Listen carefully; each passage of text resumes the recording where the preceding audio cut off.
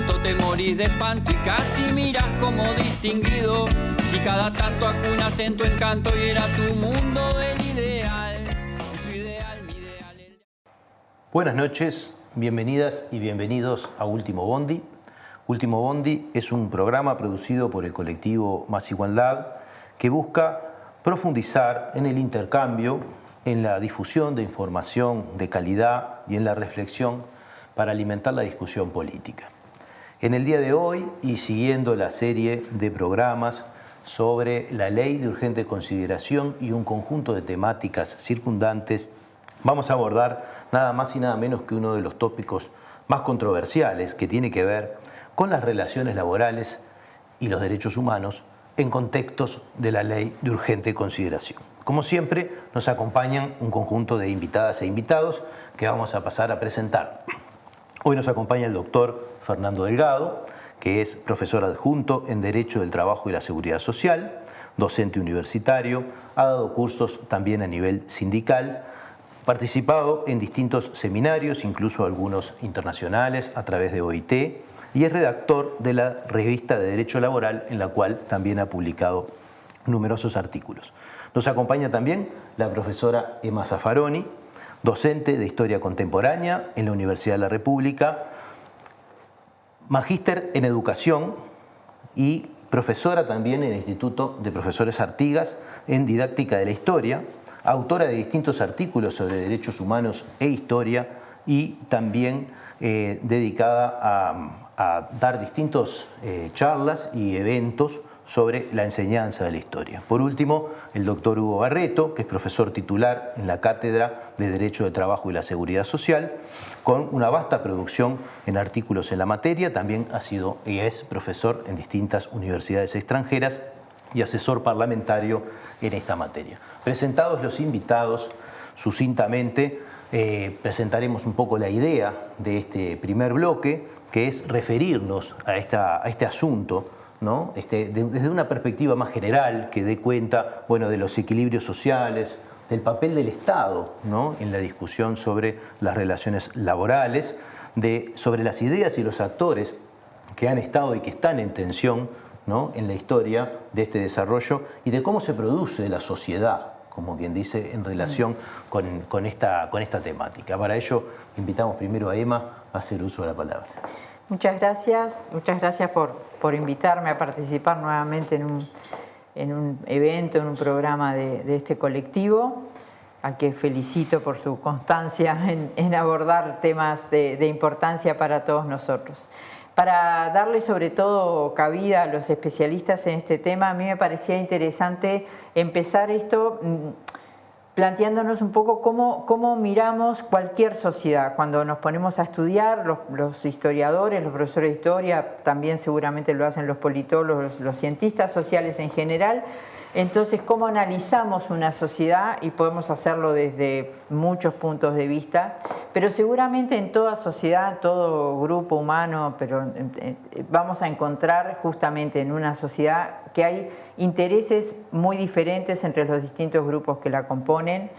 Esos intereses muchas veces se manifiestan en confrontaciones, esos intereses llegan a ser contradictorios muchas veces, y creo que por eso también gobernar es tan difícil, ¿no? Porque se trata de ver cómo se conjugan esos intereses que cuando hay que gobernar para todos, ¿no? Ese es el sentido.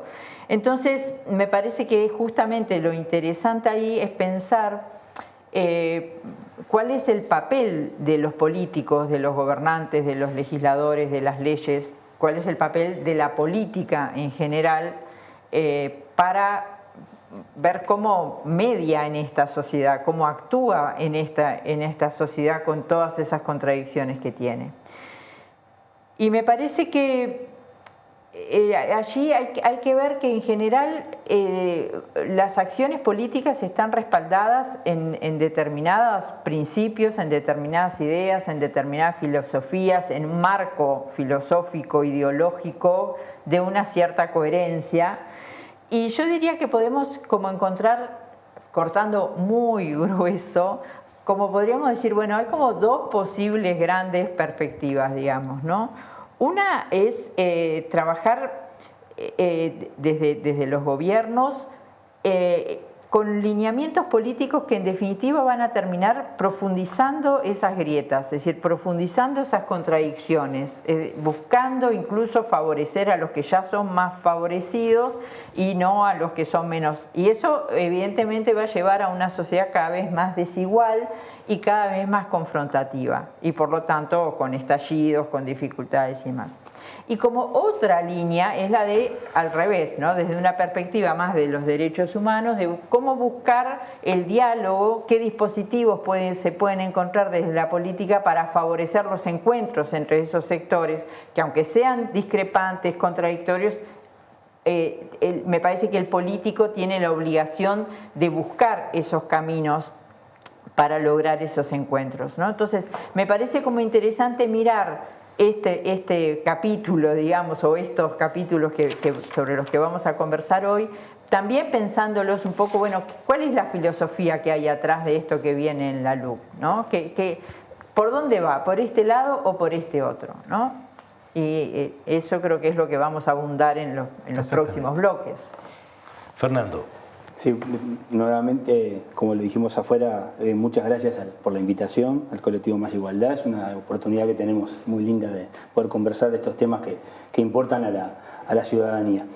Me parece muy interesante lo que plantea Emma, porque hay distintas formas de abordar este tipo de fenómenos. Las relaciones laborales y el derecho laboral tienen particularidades, porque no solo son normas que vienen desde el poder etático, desde el Estado, sino también las acciones de los grupos sociales. Es un derecho eminentemente social. Y el derecho laboral uruguayo en particular siempre ha tenido una tradición de ser pionero en determinadas conquistas y también en la parte colectiva de no establecer normas que impidan o que obstaculicen el ejercicio de los derechos sociales. Ha tenido una historia, una tradición de carácter abstencionista, de no meterse con un propósito de facilitar la acción gremial. Y hay una norma de la Constitución que viene de la década del 30 que establece el derecho de huelga como un derecho que se reconoce preexistente y además que si se reglamenta es para su ejercicio de efectividad. O sea, si lo reglamenta no es para impedirlo, para acotarlo, sino para profundizarlo. Las pocas normas que se han dado, especialmente del 2005 hasta el 2019, fueron de soporte o de fomento de las relaciones laborales, del diálogo social, del desarrollo y el fomento de los derechos, y aplicar y a extender derechos a colectivos que antes no lo tenían. A partir del año 2020, evidentemente, y la LUC es una forma, después lo vamos a profundizar, hay una noción o una idea de intervenir restringiendo derechos, obstaculizando, restringiendo derechos que antes se veían en forma más en forma amplia, ¿verdad? Y otra cosa que subyace, que es por otro punto de vista, es la noción esa del conflicto como una especie de patología social. No el conflicto como algo que es inherente a una sociedad que tiene distintos intereses y que se establece a nivel democrático, sino una suerte de patología a la cual tenemos que establecer una suerte de terapéutica por el interés de supuestos valores sociales. Entonces, la perspectiva es esa. Creo que hay una suerte de quiebre, muy sutil quizás, con algunas peculiaridades que después las vamos a ver, pero de quebrar una tradición que no es solo de una fuerza política, sino es tradición general del sistema político uruguayo, de fomento de los derechos y de no intervención en la autonomía colectiva de las relaciones colectivas de trabajo, buscando el diálogo social. Un fenómeno bastante importante. Muy bien. Hugo. Sí, bueno, también agradezco la invitación para plantear ahí un intercambio y algunas reflexiones en torno a las innovaciones, diríamos, que pueden traer el capítulo laboral, el breve capítulo laboral, pero con gran impacto, que tiene la ley de urgente consideración. En esta primera aproximación quería retomar algo que mencionaba la profesora Zaffaroni y mi colega y amigo Fernando Delgado, en torno a, dentro de esos dos grandes bloques, o dentro de esos dos grandes modelos que a grandes trazos definió la profesora Zaffaroni, en general, la historia social del Uruguay sobre todo de principios del siglo pasado, se adscribe al modelo de promoción. Esto marca una notoria diferencia y peculiaridad del modelo uruguayo respecto del resto de los países, yo me animaría a decir, de América Latina, donde el Estado, en lugar de promover, ha tratado de controlar, bajo distintas formas, las fuerzas sociales, particularmente los sindicatos. En el caso uruguayo, a partir, les reitero, de ese impulso que todos reconocen en el vallismo, pero en realidad se nutrió también de otras corrientes ideológicas, no solamente la proveniente de la iniciativa de don José Valle Ordóñez. Bien, a partir de ese modelo entonces el Estado toma un papel de promoción, por un lado de protección del contratante más débil de la relación de trabajo, protección del trabajador, ley de 8 horas, ley de descansos, ¿verdad? De todas esas primeras normas se vienen cumpliendo 100 años ya en los últimos tiempos, ¿verdad? Descanso semanal, entonces, limitación de la jornada, constitucionalización del derecho a huelga, como decía recién Delgado, en un esfuerzo que se despliega durante buena parte del siglo XX y que conoce, diríamos, dos grandes interrupciones. La primera, naturalmente, el periodo autoritario, ¿verdad? La dictadura militar. En realidad ese impulso se había detenido un poco antes, pero se plantea o adviene a partir de 1968 y muy fuertemente desde 1973 a 1985. En 1985 se retoma de alguna manera ese papel orientador del Estado, promotor de la negociación colectiva, y ese proceso, diríamos, también conoce una interrupción durante lo que también, con disculpas de la profesora Zaffaroni, en forma muy gruesa uno puede decir el periodo neoliberal. Seguramente esto también es parte de una simplificación, pero en los años 90, a partir de la asunción del gobierno del doctor Luis Alberto Lacalle y los gobiernos que le sucedieron, del doctor Sanguinetti y el doctor Valle, diríamos, hay también una concepción ahí distinta de que el Estado, en lugar de intervenir para promover, se retira.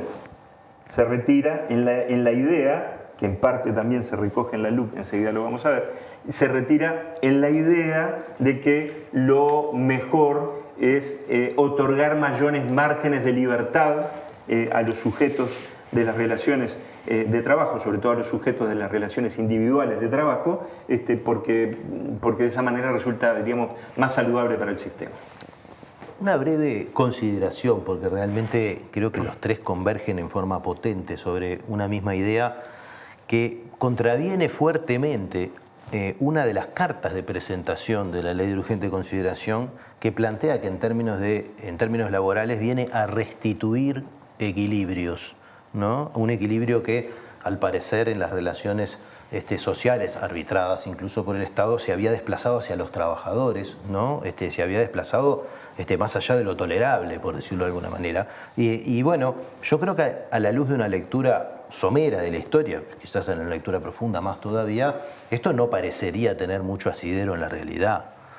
Pero ¿cuál es la consideración que se puede hacer sobre esta idea del equilibrio? Porque me da la impresión de que hay una construcción en esta imaginería que fundamenta la Ley de Urgente Consideración de un desequilibrio. De la misma manera que hay construcciones de crisis, ¿no? Y hablábamos afuera de cámaras con Emma de la crisis de la educación o de la crisis de las empresas públicas. Parecía que hay una crisis de las relaciones sociales laborales. ¿Existe tal cosa? Yo diría que no. Yo creo que ha habido ciertamente en los últimos años de los gobiernos desde 2005 hasta 2019 de vuelta una fuerte intervención para lograr ciertos equilibrios, porque si desde el Estado no se interviene en favor, digamos, de esas masas trabajadoras, entonces ahí es donde se profundizan los desequilibrios, porque la sociedad es desequilibrada naturalmente, digamos, ¿no? ¿Ustedes qué opinan? Me parece que si nosotros repasáramos lo que es diríamoslo así, el reformismo social retomado en 2005 en adelante, cualquiera de las normas que pudiéramos repasar son normas absolutamente imprescindibles. Claro. Pongo 2 ejemplos nada más. La ley de limitación de la jornada de los trabajadores y trabajadoras domésticas y fijación del salario a través de consejos salarios. Y de manera similar en los trabajadores rurales. No sé si alguien puede seriamente argumentar que eso es romper equilibrios en favor del trabajador, cuando es una deuda social que tenía todo el sistema jurídico y político con los trabajadores y trabajadoras rurales y domésticos. Fíjense ustedes que la ley de limitación de la jornada es de 1915 y hubo que esperar hasta 2008, 2006 en el caso del servicio doméstico y 2008 en trabajadores rurales. 90 años. Hubo que esperar 90 años. Entonces me parece que argumentar que eso rompe algún equilibrio de fuerzas sociales, me parece que es absurdo. Satisfecho en la respuesta de mi idea vaga sobre el asunto o imprecisa, nos vamos entonces a cerrar este primer bloque y ya volvemos en el segundo bloque analizando estas ideas sobre la legislación laboral y sus consecuencias sociales en el marco de la ley de urgente consideración. En unos minutos estamos de vuelta.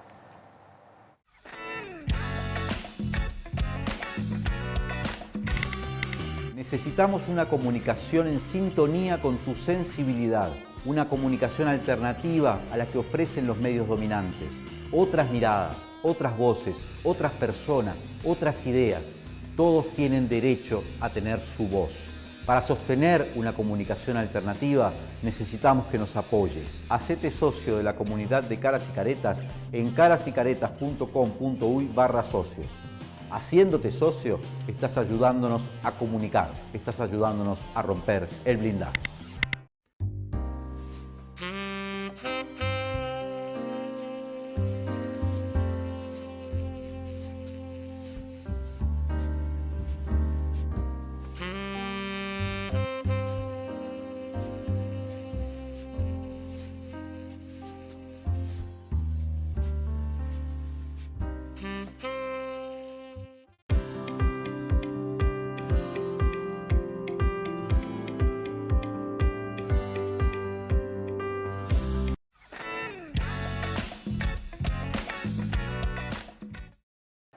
Volvemos en este segundo bloque de Último Bondi y seguimos con consideraciones sobre la ley de urgente consideración y la legislación laboral. Para este bloque pensamos abordar específicamente los contenidos de la ley de urgente consideración en relación a la cuestión laboral y demás, ¿verdad? Y para ello va a empezar Fernando. Bueno, las normas de la LUC, específicamente laborales, no son muchas. A diferencia de otro tipo de capítulo, el tipo de seguridad, que es impresionante, estamos hablando básicamente de 3 aspectos. Uno pequeñito, si se quiere, y 2 grandes. Uno pequeñito referido al derecho individual y 2 grandes respecto al derecho colectivo de trabajo. La parte pequeñita del derecho individual refiere a la derogación de la norma de la Ley de Inclusión Financiera que establecía la obligación del empleador de depositar el salario en la cuenta del trabajador y eso se deroga y se establece que de común acuerdo el trabajador y el empleador podrán disponer otra forma de pago, términos muy gruesos digamos, lo cual revela una opción por una supuesta autonomía de la voluntad, como si entre el trabajador individual y el empleador existiera simetría, como si fuera una negociación entre 2 personas, como si fuera una negociación, pongámosle, entre 2 empresarios televisivos que se disputan una concesión, cuando en realidad el trabajador y el empleador son figuras totalmente asimétricas, pues quien tiene la preeminencia claramente es el empleador. Entonces, esa figura, esa recepción o llevar la cuestión al arreglo individual, que no solo de esto, sino que en otras normas, como por ejemplo en el teletrabajo también se insiste mucho, en acuerdo individual, de alguna forma modifica un poco ese paradigma. Esa es la parte individual, que es un tema relativamente pequeño. En materia de derecho colectivo tenemos 2 grandes bloques. En ese subgrupo de los derecho colectivo, 2 grandes bloques. Uno refiere a la regulación de la nueva forma de regular las ocupaciones de lugares de trabajo. Eso se hace en forma sutil, en forma indirecta, pero de hecho lleva a la casi supresión o a la imposibilidad de la utilización del mecanismo de las ocupaciones de lugares de trabajo como medida sindical. ¿Qué es lo que había antes? Bueno, tenemos el artículo 57 de la Constitución que mencionamos antes, que establece la huelga como derecho gremial, y no teníamos una regulación específica, una ley que limitara las características de la huelga, solo algunos puntos muy particulares, y una tradición de una visión muy amplia, porque la Constitución establece que para reglamentarla hay que buscar la efectividad y el ejercicio real de esa medida. Por lo cual, en el debate doctrinario, mayoritariamente la doctrina laboralista, profesores como Plas Rodríguez, Óscar Hermida Uriarte, grandes pensadores del derecho laboral, consideraron de que la ocupación de lugares de trabajo era una modalidad atípica del derecho de huelga. ¿Qué quiere decir esto? La huelga tradicional es paramos todos y dejamos de trabajar, la abstención. Con el paso del tiempo se van buscando otras medidas que se llaman atípicas de huelga, que es como por ejemplo cuando se hace un paro de brazos caídos, cuando se hacen huelgas intermitentes, que no suponen que todos paremos al mismo tiempo, sino medidas de otra índole. Con el correr del tiempo se fue dando, ante sobre todo algunas circunstancias de falcos financieros y que riesgo de vaciamiento de la empresa, acudir a esa medida de las ocupaciones del lugar de trabajo. Las ocupaciones del lugar de trabajo, en la última normativa que estaba vigente antes de la aprobación de la LUC, existían dos decretos que reglamentaban esas situaciones, unos respecto del sector privado y otros sobre el sector público, pero ambos de alguna forma le daban que eso constituía una modalidad del ejercicio del derecho de huelga. ¿Qué es lo que hace la LUC? La LUC lo que dice es, en un capítulo que curiosamente se llama Libertad de Trabajo y Derecho de Dirección de la Empresa, ese es el nombre que pone, dice que el Estado garantizará el ejercicio pacífico del derecho de huelga, la libertad de los trabajadores no huelguistas de ingresar al establecimiento y la libertad del empresario. O sea, pone como que trata de empatar ese derecho de huelga que tenía esa regulación constitucional en una norma legal, y de alguna forma el hecho de poner esos otros dos fieles en la balanza, otros dos pesos en la balanza, aminorar o casi prácticamente hacer inocua la ocupación del lugar de trabajo, porque resulta muy dificultoso hacerla sin la presencia permitiendo al empleador poder participar de la empresa y esa situación.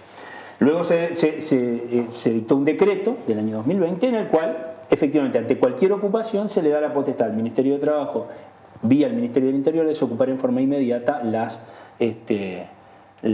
situaciones de ocupación de lugares de trabajo. Entonces hay de alguna forma el poner en un mismo rango, no se habla de ocupación sino del ejercicio pacífico del derecho de huelga, en la libertad de los empresarios y la libertad de los trabajadores no huelguistas de ingresar al lugar y el derecho del empleador a participar del lugar de la empresa.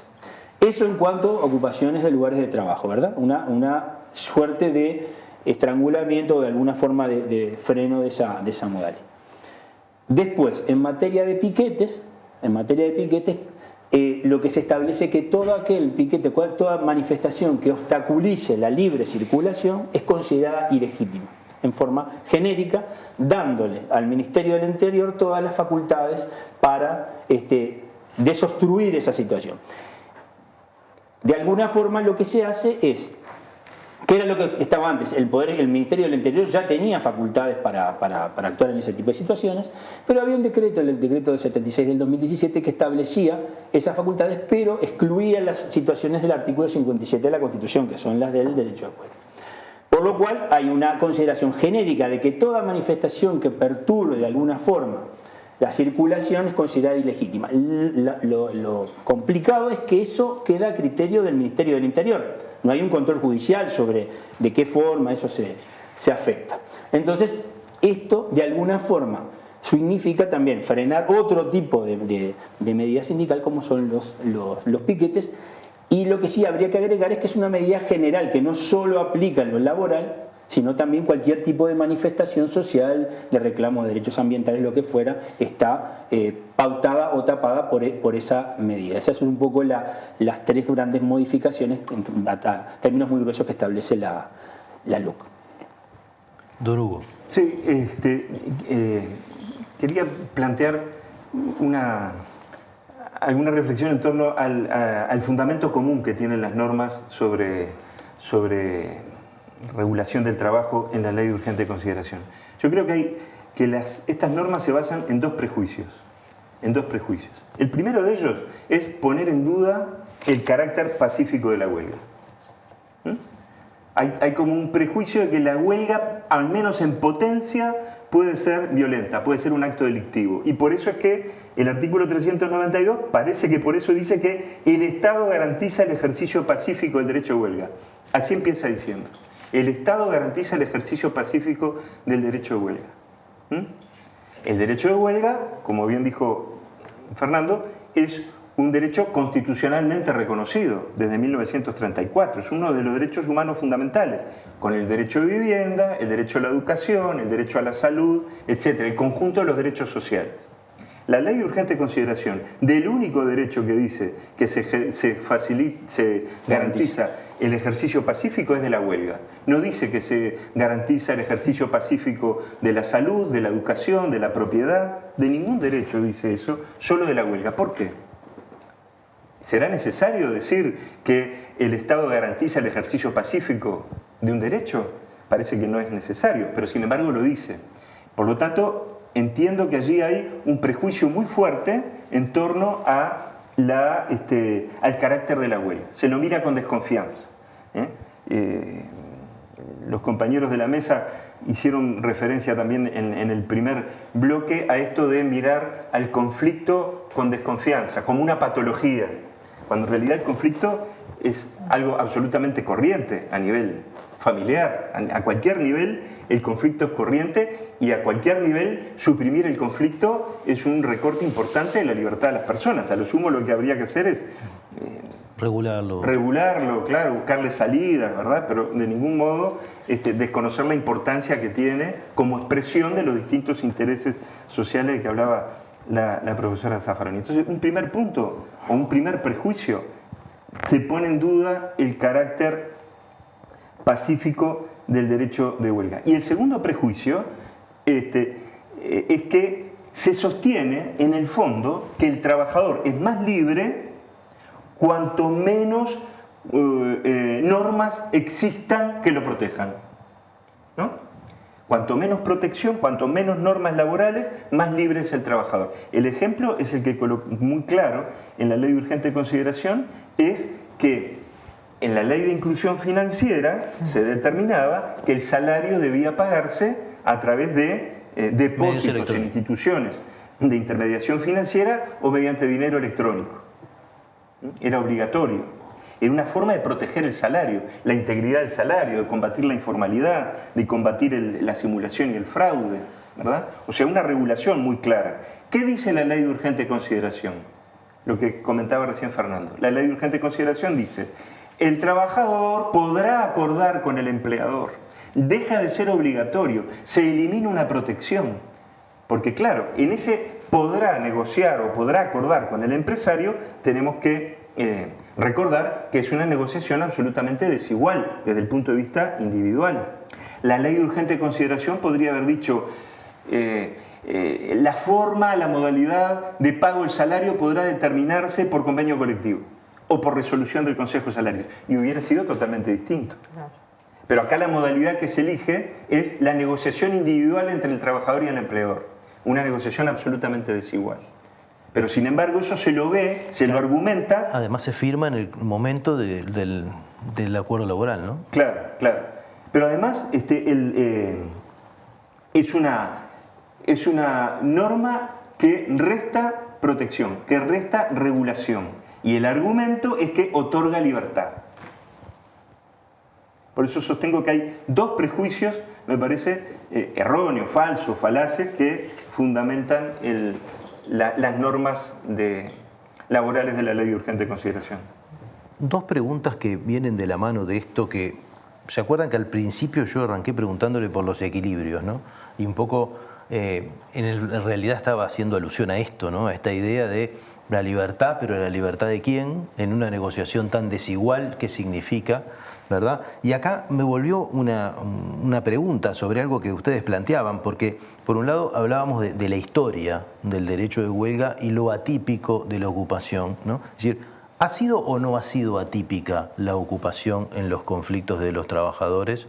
¿Verdad? ¿En qué medida ha sido una medida tan utilizada como para que se pretenda intervenir sobre ese asunto, porque yo he visto algunas estadísticas que no muestran que la mayoría de los conflictos deriven en ocupaciones, ¿verdad? Y me pareció que era más bien de la mano de algunas excepciones donde había un riesgo patrimonial en el medio que podía generar un perjuicio mayor. Y lo segundo es, ¿quién? Porque decíamos que la huelga como un derecho, ¿no? La huelga pacífica.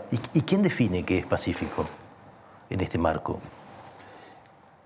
Respecto a la primera interrogante, la cuestión de las ocupaciones de lugares de trabajo tuvo cierto, quizás utilización importante en los primeros años 2006-2007, y luego la cosa se normalizó.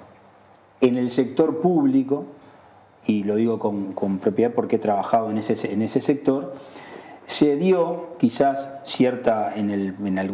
durante el 2010, 2012, cierta utilización de ese fenómeno, pero justamente se aprobó un decreto que de alguna forma establecía la obligación de hacer una negociación y un proceso de desocupación bastante rápido, que de alguna forma iba a encauzar, por lo cual ya existían normas que de alguna forma encauzaban ese tipo de situaciones, por los cuales si había una ocupación en el sector público, atendiendo a que se trataba de bienes de la sociedad en su conjunto, existía la obligación de tentar una conciliación y mediación bajo la condición del levantamiento de esa medida. Por lo cual, se contaba con esa herramienta. Yo creo que sí puede haber habido en algunos años cierta utilización importante y quizás en desmedida podría llegarse a considerar en algunas épocas del comienzo de cuando los primeros años del periodo de la primera presidencia de Tabaré Vázquez, y luego la cosa se encauzó y pasó a desarrollar. Los zapallos se acomodaron en el carro, hablando en forma vulgar, y se aplicó y se utilizó frecuentemente las vías del diálogo social, con sus distintas peripecias, la negociación, la mediación del Ministerio de Trabajo, los consejos de salarios y demás, respecto a la primera interrogante. Y respecto a la segunda, ¿quién define el carácter pacífico o cómo se define si algo es o no pacífico? ¿Eso en manos de quién queda? ¿En manos del Ministerio del Interior? ¿En manos de quién interpreta la condición de derecho, ¿no?, ejercido en forma pacífica? No lo dice. No lo dice. No lo dice. Ese es el problema que tiene el artículo 392 de la Ley de Urgente Consideración, su estatuto absolutamente ambiguo. El Estado garantiza el ejercicio pacífico del derecho de huelga. Dos problemas acá. El primero, el Estado garantiza, es como tú dices, ¿quién es el Estado en esta redacción? ¿Es el Ministerio del Interior? ¿Es el Ministerio de Trabajo? ¿Es el Poder Judicial? Son hipótesis absolutamente distintas de política laboral. ¿Quién conduce el conflicto? Es muy distinto. Claro. ¿Quién lo hace? No es una cuestión baladí saber si es el Ministerio del Interior, el Poder Judicial, los tribunales o el Ministerio de Trabajo. Sí, Son de tres hecho, opciones absolutamente pone distintas. Herramientas institucionales muy diferentes, ¿no? La negociación colectiva, la represión directamente o un proceso judicial. Proceso que tendría que ser abreviado. Entonces, primer problema, ¿el Estado garantiza el ejercicio pacífico de la huelga? No sabemos. ¿Qué significa en el fondo? No sé, muy abierta, una redacción absolutamente abierta. Y el otro elemento que yo quería señalar es que normalmente la lectura que se hace de esto es la que tú preguntabas, en torno a que estamos hablando de las ocupaciones de los lugares de trabajo. El Estado garantiza el ejercicio pacífico de la huelga y el derecho de los no huelguistas a ingresar y del empleador a penetrar en el establecimiento. A priori estamos hablando de las ocupaciones, que son las que eventualmente pueden llegar a impedir o obstaculizar el trabajo de el ingreso de los no huelguistas y del patrono. Pero observen que no se dice ocupación, se dice huelga. Huelga pacífica. Y aparte pacífica, la huelga pacífica, con eso claro. No detesto. Entonces, dentro de las modalidades del ejercicio del derecho de huelga que Fernando recién mencionaba, paros intermitentes, ¿verdad?, paros sorpresivos, ese tipo de paralización, podría haber interpretaciones podría llegar a obstaculizar el trabajo de los no huelguistas. ¿Cómo no? Por supuesto que sí. No por impedir el acceso, pero sí podría obstaculizar el trabajo. O sea Entonces, que una interpretación autoritaria de esta normativa podría llevarnos a las medidas pronta seguridad, por decirlo de alguna manera, o consecuencias parecidas. O por lo menos declarar ilegal la huelga. Por lo menos declarar ilegal la huelga. Observen lo que está pasando hoy mismo, ¿verdad? Todavía no ha ocurrido esa movilización de trabajadores bancarios hacia Punta del Este. No ha tenido lugar, como se dice, todavía. Pero sin embargo, yo tengo aquí anotado las declaraciones del intendente Maldonado. Está dispuesto a desplegar un operativo judicial para impedir la marcha del 25 de febrero. O sea, la huelga, la marcha todavía no tuvo lugar, no sabemos cómo es, no sabemos si obstaculizó, si impidió la libre circulación o no, no sabemos qué es lo que va a ocurrir, no sabemos ni siquiera si la marcha va a ocurrir, pero ante el solo anuncio ya se dice no que se va a generar un espacio de negociación, sino que se va a desplegar un operativo policial, así se dice. Entonces, observen ustedes la fragilidad en que queda el derecho de huelga en manos de quienes puedan interpretar esta ley de urgente consideración. Porque hoy por hoy casi todas las cosas que suceden en el Uruguay se reconducen a la ley de urgente consideración. Entonces seguramente si alguien se anima a decir que una huelga que todavía no ocurrió va a ser motivo de un operativo policial, quiere decir que tiene que haber algún fundamento jurídico. El único fundamento jurídico que uno puede encontrar es interpretar que el artículo 392 o los artículos sobre piquetes que señalaba recién Fernando podrían llegar a dar algún fundamento jurídico, si no esto sería autoritarismo puro. Claro. Y hay otra sutileza ahí entre lo de obstaculizar o impedir, ¿no? Porque obstaculizar también es como, ¿quién determina qué es obstaculizar? Yo qué sé, tengo que correr, tengo que dar una vueltita para poder pasar, eso es un obstáculo. Otra cosa es impedir, ¿no? En este bloque casi que no le dejamos hablar a Emma, así que le vamos, en el próximo bloque le vamos a dar un privilegio de que arranque ella. Así que cerramos este segundo bloque de Último Bondi, haciendo consideraciones sobre la ley de urgente consideración, la legislación laboral y sus consecuencias sociales, y volvemos en un par de minutos.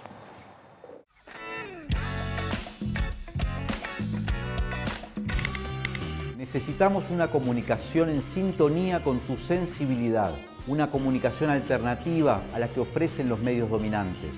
Otras miradas, otras voces, otras personas, otras ideas. Todos tienen derecho a tener su voz.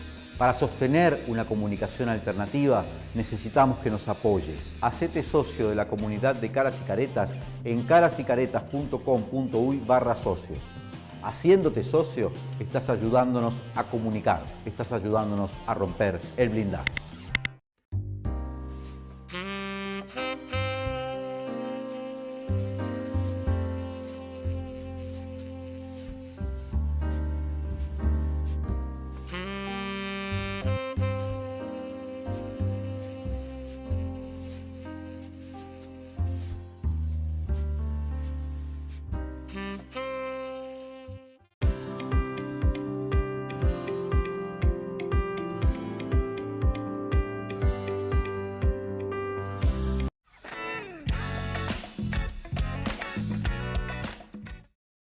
Volvemos en este tercer bloque de Último Bondi, haciendo consideraciones sobre la ley de urgente consideración en su capítulo laboral y más, ¿verdad? Y vinculándolo a la legislación laboral y con muchas ganas de ver, y ya se desplazaron un poco en las últimas intervenciones del segundo bloque, innovaciones, continuidades o discontinuidades y grandes preguntas para hacernos. Y bueno, eso es un buen motivo para arrancar con Emma este tercer bloque para ver un poco una perspectiva histórica de esto que estamos conversando, porque bueno, muchas de estas cosas también se presentan como cosas salidas de una lechuga, que a función de un diagnóstico que nadie hizo, presentan soluciones a problemas que no sabemos si son, pero que nos traen nuevos problemas.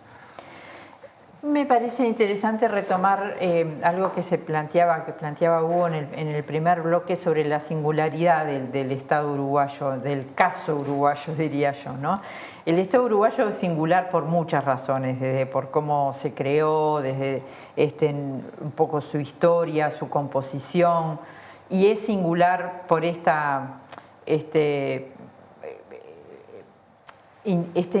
más que intervencionismo, esta importancia que le dio históricamente el Estado a cómo mediar en esos conflictos, pero sin meterse demasiado, digamos, ¿no? Esto de, bueno, no hubo necesidad de regular, por ejemplo, de reglamentar el derecho de huelga. Pero me parece que hay otra singularidad que tiene el Estado uruguayo que tiene que ver con esto, que es el diálogo que se ha generado entre el Estado, el gobierno más bien, y las características que ha tenido el movimiento sindical en este país, que me parece que también son muy singulares y que acá en esta ley se ven claramente bajo sospecha, digamos, ¿no? Es decir, así como planteabas lo de los dos prejuicios también me parece que hay un prejuicio sobre el sindicato, ¿no? Los sindicatos son los que producen los conflictos, los sindicatos son los que impiden que se haga una reforma educativa. Entonces, los sindicatos se movilizan cuando hay conflictos, pero no son la raíz del conflicto. Hay un conflicto anterior que genera una situación por la cual el sindicato se moviliza. Pero me parece que es interesante rastrear, porque hay algunos hitos en la historia de ese movimiento sindical, ¿no? y de momentos importantes de la historia y cómo reaccionó el movimiento sindical, que es un movimiento que además de ser un movimiento con mucha separación del Estado y con mucha autonomía, ha sido un movimiento sindical siempre muy preocupado por las cuestiones fundamentales, de las preocupaciones fundamentales del país, no solamente por las cuestiones intrínsecas a los problemas laborales. Cuando se crea la CNT en el proceso fundacional, si uno lee su declaración de principios, el programa del Congreso del Pueblo, que es lo que después se toma, bueno, hay capítulos enteros dedicados a la reforma educativa, a la reforma urbana, por supuesto también, pero no es una declaración de derecho a las vacaciones, a la huelga, no sé qué, no sé cuánto, ¿no? Hay una fuerte preocupación de ese movimiento por los grandes temas del país. Se ve de vuelta esto, por ejemplo, en la lucha por la ley orgánica de la universidad, ¿no? 58, 59, bueno, el movimiento sindical ahí podía haber dicho que este es un tema de los estudiantes, de los docentes, no es un tema nuestro. El movimiento sindical estuvo ahí. El movimiento sindical dio la respuesta más, no sé si más fuerte, en historia nunca nos gusta decir es la más, pero una respuesta muy fuerte a la dictadura civil-militar en el 73, inmediata, digamos, ¿no? Ejemplar. Tuvo una participación fundamental en la salida de la dictadura, ¿no? En todo el proceso de transición. Tuvo un papel fundamental en la crisis del 2002. Mostró que, a pesar de lo que fue el impacto de la crisis, no hubo acá, como se anunció, no bajaron las hordas de no sé dónde a destruir todos los supermercados y la ciudad y no sé qué, en parte porque el movimiento sindical actuó ahí con mucha fortaleza, o sea, mostró mucha madurez, me parece, ¿no? Y ahora, en la pandemia, ¿no? El movimiento sindical, entrando en una crisis brutal, estuvo presente, estuvo negociando permanentemente y fue un factor fundamental para sostener las ollas populares, todos los sistemas de solidaridad que se generaron.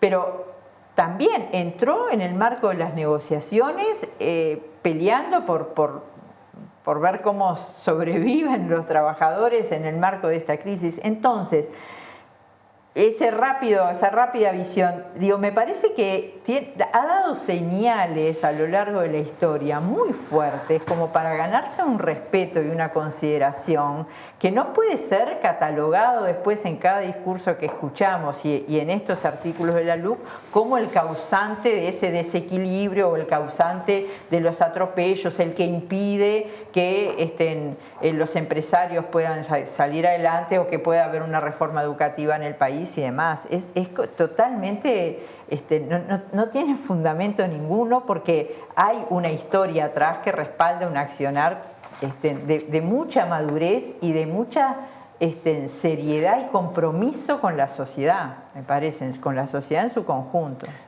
me hacías pensar y reflexionar también sobre el proceso histórico nuestro y ver que además eso también es una novedad, porque que cuando uno mira la coalición de gobierno y sus elementos componentes en su historia, ¿verdad? En muchos de esos casos ha habido una relación con los trabajadores y con el movimiento, pienso en el vallismo en particular, muy fuerte, ¿no? y muy avanzada, además, ¿no? Si uno recuerda el relacionamiento de Valle con los sectores trabajadores, incluso en la promoción de sus derechos, y no ve un antecedente de esta animosidad y enemistad, ¿no? Al revés, creo que de hecho Valle muchas veces se llevó ¿no?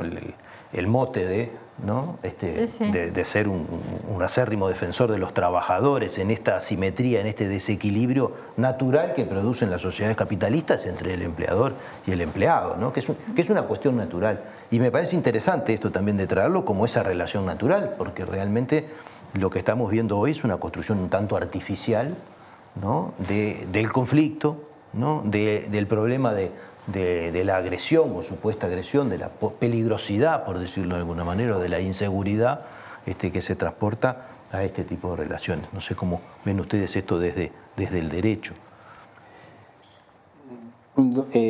Agregando un poco a lo que decía la compañera aquí, Uruguay tiene esa tradición que ya mencionó y tiene una tradición de diálogo social muy fuerte, que no se refiere a la madurez del movimiento sindical, sino a múltiples instancias en las cuales participan los trabajadores, los empleadores y el Estado.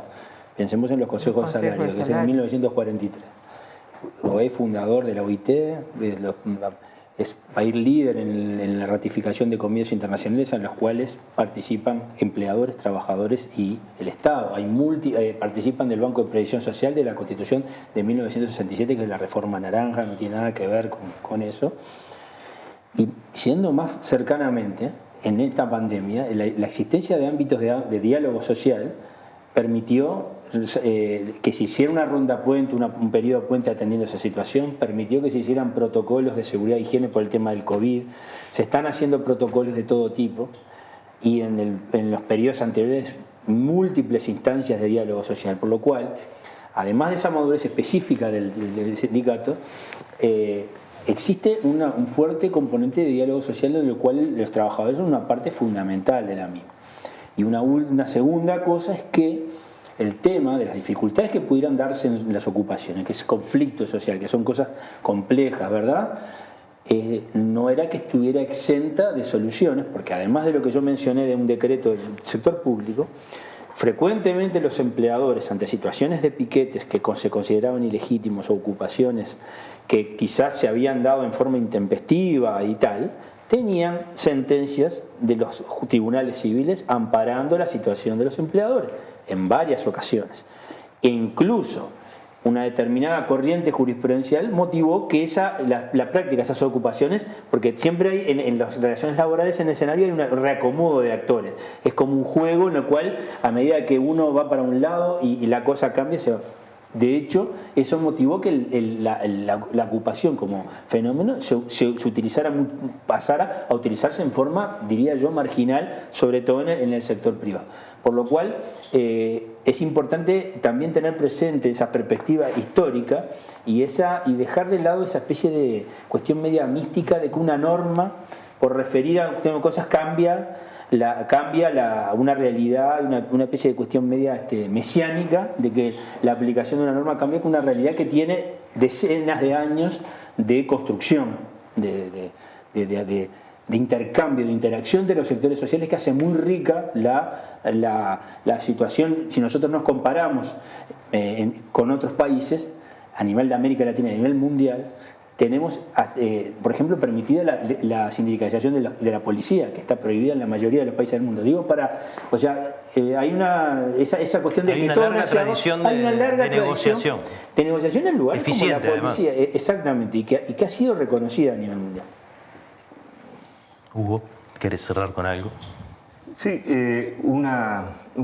abundar un poco en lo que decía Emma sobre la caracterización del movimiento sindical, porque esto en una parte, a mí me da la impresión, en una parte de la opinión pública puede llegar a existir una cierta confusión o quizá también un prejuicio en torno a que los sindicatos no deben meterse en política, se dice eso, ¿verdad? No, sí. Los sindicatos están este paro es político. ¿Sí? Este paro es político, este sindicato defiende el sí, por ejemplo, y por lo tanto se están metiendo en política. Ese es un poco el lenguaje popular.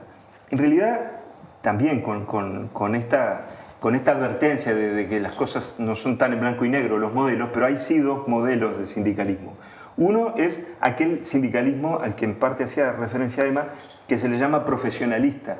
Es el sindicalismo que exclusivamente se ocupa de defender las condiciones de trabajo y el salario de los trabajadores. Corporativo, puramente corporativo. Exactamente. Y opera fundamentalmente en el momento de la negociación del convenio colectivo, y la ley de esos países le otorga el derecho de huelga al momento de la negociación del convenio colectivo.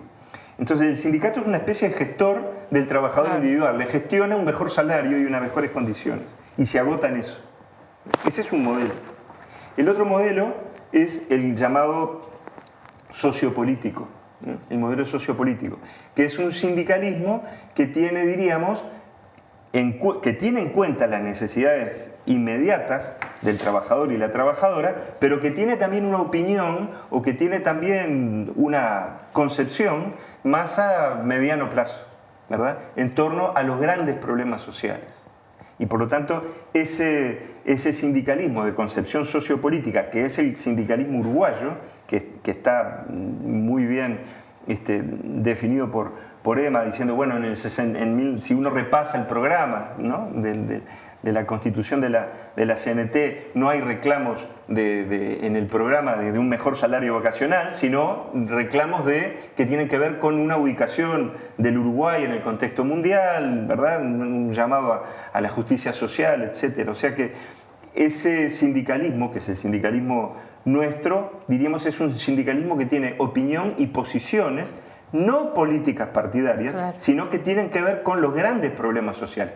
Que muchas veces en esas opiniones coincida a veces con ciertos sectores políticos, no quiere decir que se embanderen y que sea un sindicalismo partidizado. Pero bueno, vamos a seguir viendo, me parece, un sindicalismo en el Uruguay con esas características, que opina, por ejemplo, acerca de si es conveniente o no es conveniente la suscripción de un tratado de libre comercio.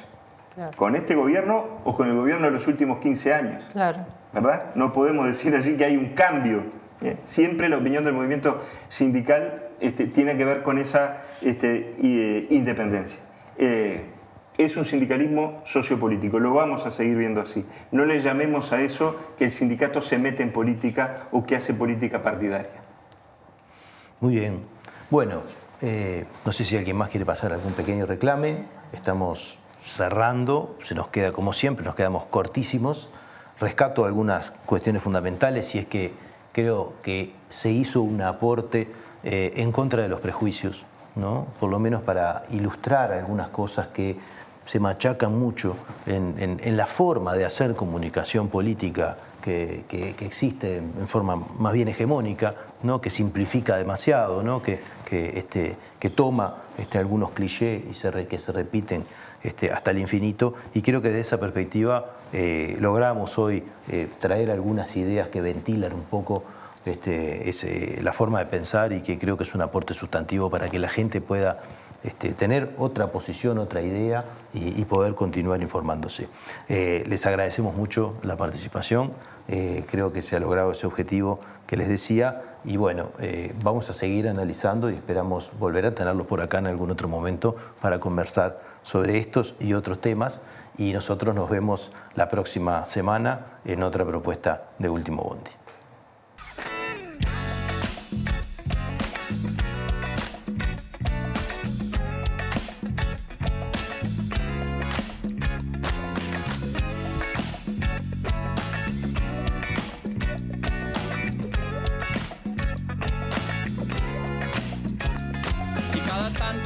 De espanto y casi miras como distinguido, si cada tanto acunas en tu encanto y era tu mundo del ideal, y su ideal, mi ideal, el de aquel se puede mirar desde lo distinto, si